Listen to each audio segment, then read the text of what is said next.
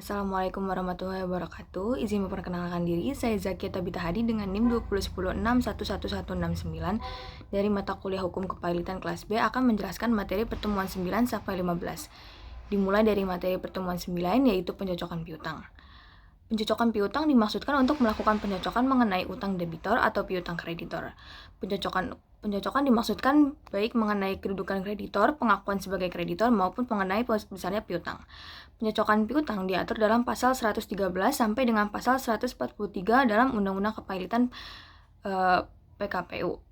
Ketentuan mengenai pencocokan piutang antara lain paling lambat 14 hari setelah putusan pernyataan pailit diucapkan, hakim pengawas harus menetapkan batas akhir pengajuan tagihan, batas akhir verifikasi pajak untuk menentukan besarnya kewajiban pajak sesuai dengan peraturan perundang-undangan di bidang perpajakan, hari, tanggal, waktu, dan tempat rapat kreditor untuk mengadakan pencocokan utang. Tenggang waktu antara tanggal pengajuan tagihan dan verifikasi pajak paling singkat 14 hari, kurator paling lambat 5 hari setelah penetapan wajib memberitahukan penetapan tersebut kepada semua kreditor yang alamatnya diketahui. Dengan surat mengumumkannya paling sedikit dalam 2 surat kabar harian. Adapun hak dan kewajiban kurator dalam pencocokan piutang adalah mencocokkan perhitungan piutang yang diserahkan oleh kreditor dengan catatan yang telah dibuat sebelumnya dan keterangan debitur pailit. Berunding dengan kreditor jika terdapat keberatan terhadap penagihan yang diterima, dan kurator berhak meminta kepada kreditor agar memasukkan surat yang belum diserahkan, termasuk memperlihatkan catatan dan surat bukti asli. Kurator wajib memasukkan piutang yang disetujuinya ke dalam suatu daftar piutang yang sementara diakui, sedangkan piutang yang dibantah termasuk alasannya dimasukkan ke dalam daftar tersendiri. Dalam daftar dibubuhkan pula catatan terhadap setiap piutang apakah menurut pendapat kurator piutang yang bersangkutan diistimewakan atau dijamin dengan gadai, jaminan fidusia, hak tanggungan, hipotek, hak agunan atas kebendaan lainnya, atau hak untuk menahan benda bagi tagihan yang bersangkutan dapat dilaksanakan. Apabila kurator hanya membantah adanya hak untuk didahulukan atau adanya hak untuk menahan benda, piutang yang bersangkutan harus dimasukkan dalam daftar piutang yang untuk sementara diakui. Berikut catatan kurator tentang bantahan serta alasannya. Kurator wajib menyediakan di kepaniteraan pengadilan salinan dari masing-masing daftar selama 7 hari sebelum hari pencocokan piutang dan setiap orang dapat melihatnya secara cuma-cuma. Kurator wajib memberitahukan dengan surat tentang adanya daftar kepada kreditor yang dikenal disertai panggilan untuk menghadiri rapat pencocokan piutang dengan menyebutkan rencana perdamaian jika telah diserahkan oleh debitur pailit. Sedangkan hak dan kewajiban hakim pengawas dalam pencocokan piutang adalah yaitu dalam rapat pencocokan piutang hakim pengawas membacakan daftar piutang yang diakui sementara dan daftar piutang yang dibantah oleh kurator. Setiap kreditor yang namanya tercantum dalam daftar piutang dapat meminta agar kurator memberikan keterangan mengenai tiap piutang dan penempatannya dalam daftar, atau dapat menambah kebenaran piutang. Adanya hak untuk didahulukan, hak untuk menahan suatu benda, atau dapat menyetujui bantahan kurator. Kemudian kurator berhak menarik kembali pengakuan sementara atau bantahannya atau menuntut supaya kreditor menguatkan dengan sumpah kebenaran piutangnya yang tidak dibantah oleh kurator atau salah seorang kreditor. Dalam hal kreditor asal telah meninggal dunia, para pengganti haknya wajib menerangkan di bawah sumpahnya bahwa mereka dengan itikat baik percaya piutang itu ada dan belum dilunasi. Dalam hal dianggap perlu untuk menunda rapat, maka hakim pengawas menentukan rapat berikutnya yang diadakan dalam waktu 8 hari setelah rapat ditunda tanpa suatu panggilan. Daftar tagihan yang disusun oleh kurator ada 2 jenis, yaitu daftar tagihan sementara dan daftar piutang yang dibantah. Dalam hal ada bantahan, sedangkan hakim pengawas tidak dapat mendamaikan kedua belah pihak sekalipun perselisihan tersebut telah diajukan ke pengadilan, hakim pengawas memerintahkan kepada kedua belah pihak untuk menyelesaikan perselisihan tersebut di pengadilan. Perkara perselisihan tersebut diperiksa secara hana. Kemudian memasuki materi pertemuan 10-11 yaitu berakhirnya kepailitan.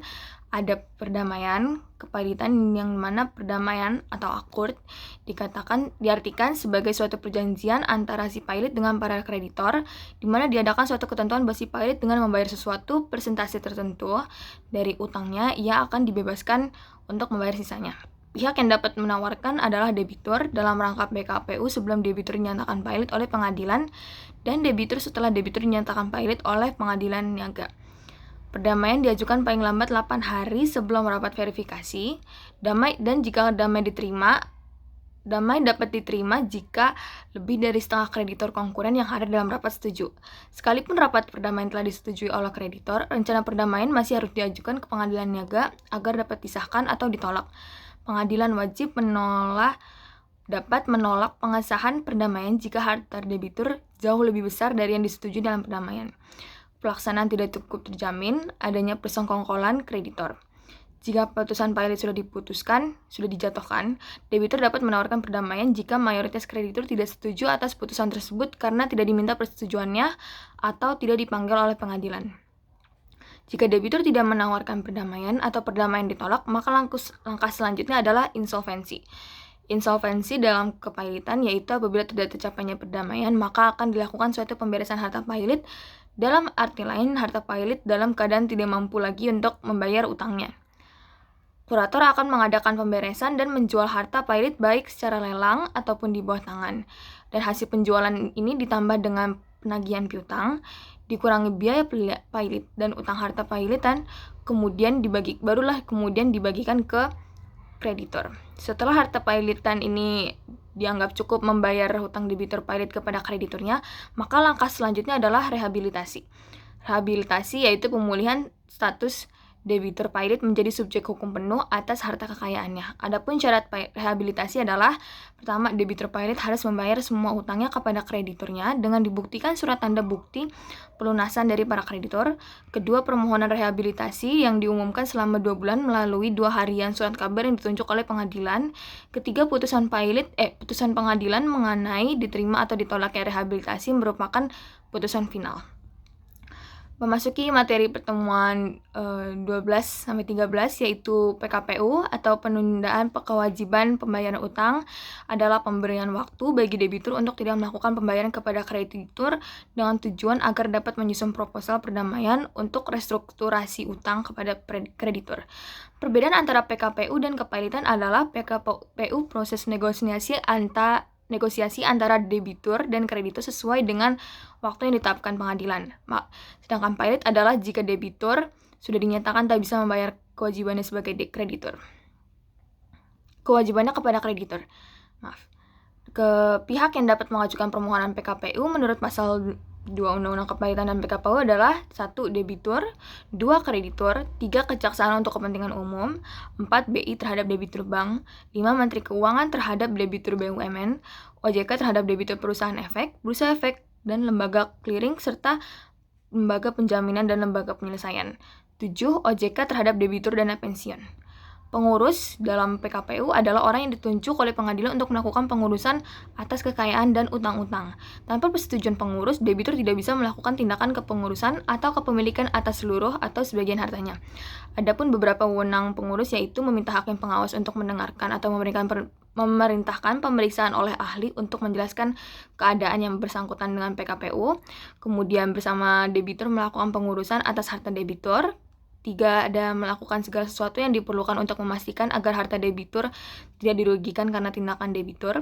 4. Menolak atau memberikan persetujuan kepada debitur untuk melakukan pinjaman dari pihak ketiga untuk meningkatkan harta debitur, dan termasuk menolak atau memberikan persetujuan untuk membebani harta debitur dengan hak jaminan kebendaan.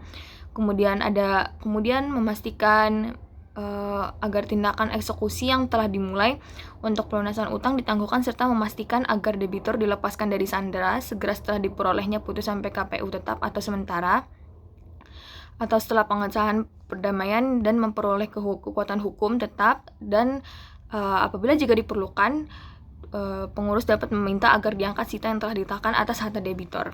Kemudian memastikan agar gugatan yang sedang berjalan dari kreditor yang utangnya telah diakui oleh debitur ditangguhkan putusannya sampai dengan berakhirnya PKPU, dan menolak atau memberikan persetujuan kepada debitur untuk menjadi penggugat atau tergugat dalam perkara yang menyangkut harta kekayaannya.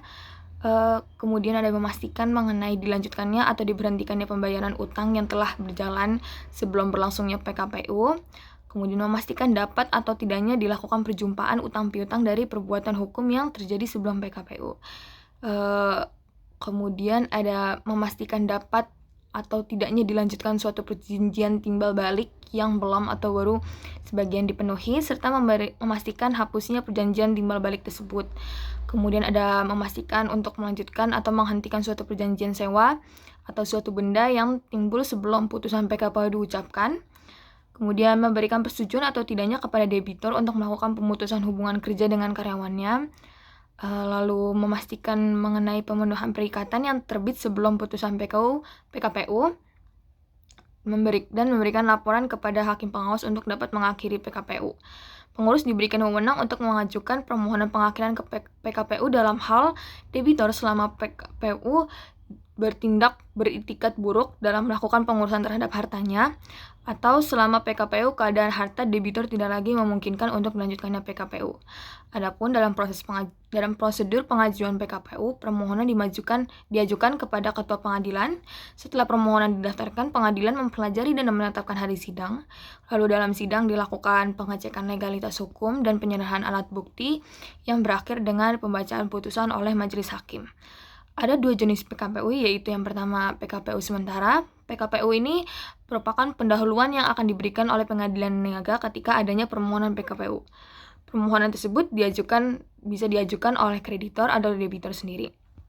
PKPU sementara berlaku sejak tanggal putusan PKPU sementara dibacakan dan berlangsung maksimal selama 45 hari.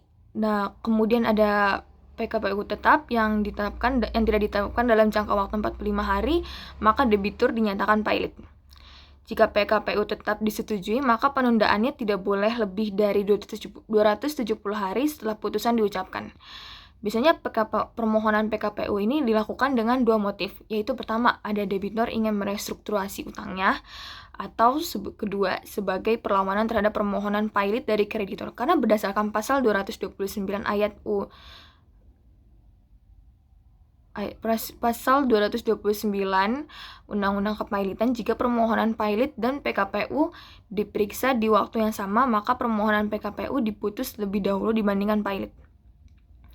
Kemudian ada perbedaan dalam putusan PKPU dan kepailitan, yaitu pada waktu putusan kepailitan dijatuhkan 60 hari, paling lama 60 hari setelah permohonan diajukan, sedangkan PKPU itu dijatuhkan 3 hari untuk sementara. PKPU sementara dijatuhkan 3 hari setelah permohonan, dan PKPU tetap dijatuhkan 20 hari setelah didaftarkannya permohonan.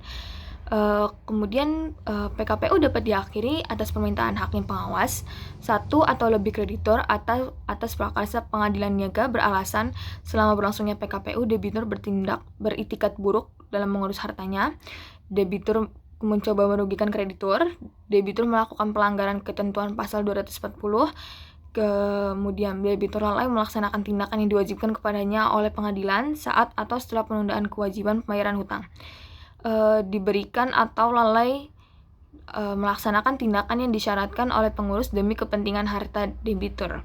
Kemudian selama PKPU, keadaan harta debitur tidak memungkinkan untuk melanjutkannya PKPU. Lalu keadaan debitur tidak dapat diharapkan untuk memenuhi kewajibannya terhadap kreditur sesuai tenggat waktunya. Kemudian ada perdamaian dalam PKPU yang menawarkan cara-cara pembayaran seluruh atau sebagian utangnya sebagai upaya menghindari kepailitan, sehingga perdamaian berlaku secara hukum dan mengikat para pihak. Diperlukan pengesahan perdamaian dari pengadilan niaga. Jika rencana perdamaian diterima oleh pengadilan niaga, maka perdamaian ini dapat mengakhiri kemungkinan dipailitkannya debitur. Jika putusan pailit sudah dijatuhkan, debitur dapat menawarkan perdamaian jika mayoritas kreditur tidak setuju atau putusan tersebut karena tidak diminta persetujuannya atau tidak dipanggil oleh pengadilan.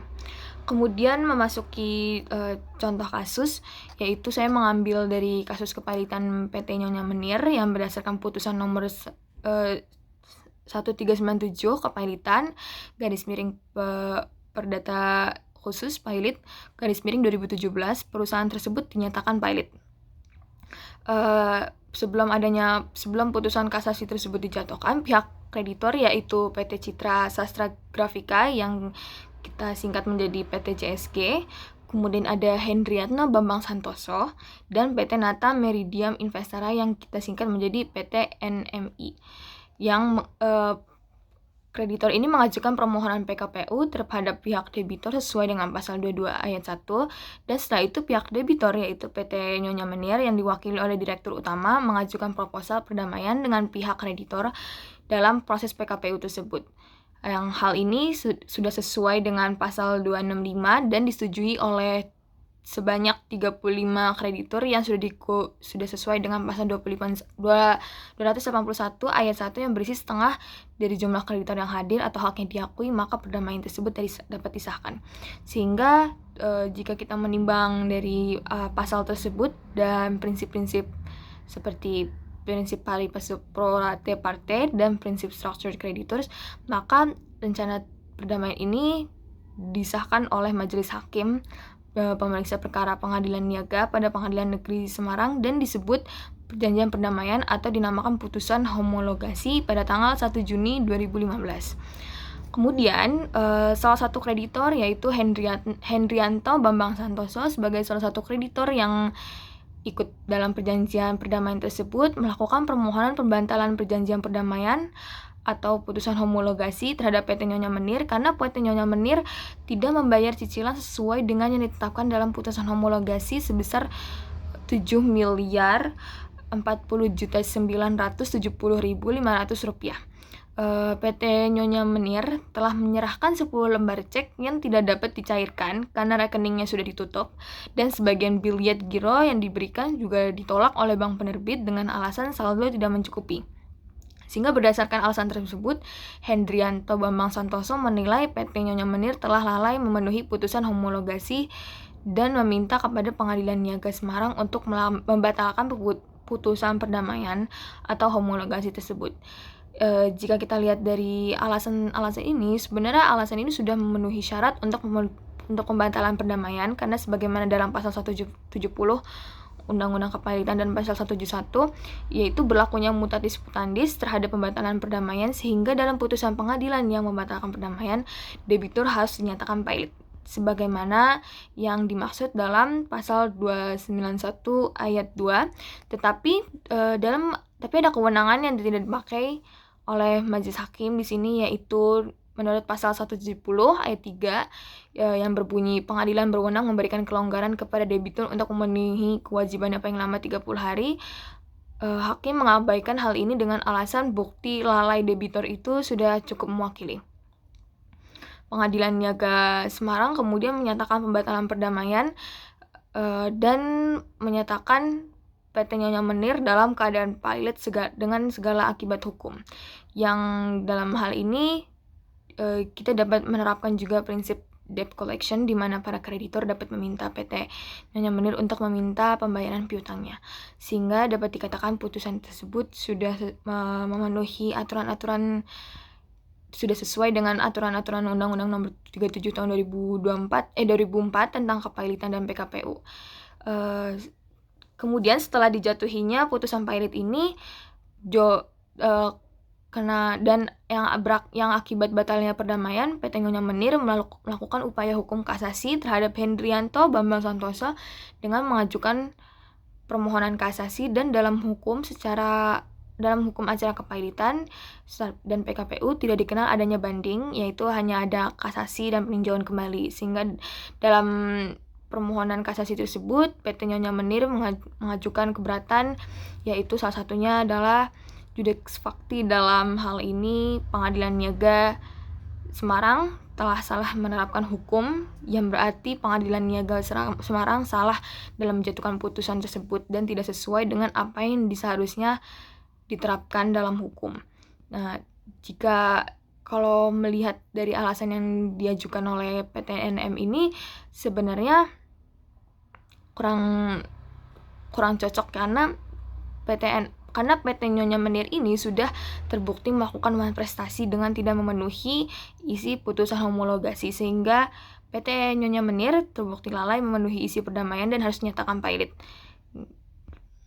Kemudian menurut saya Pengadilan Negeri Semarang ini tidak salah dalam menerapkan hukum dan tidak bertentangan dengan undang-undang, karena sudah sesuai dengan Undang-Undang Kepailitan dan PKPU. Sekian dari resume saya. Mohon maaf bila saya ada banyak salah kata. Sekian, terima kasih. Assalamualaikum warahmatullahi wabarakatuh.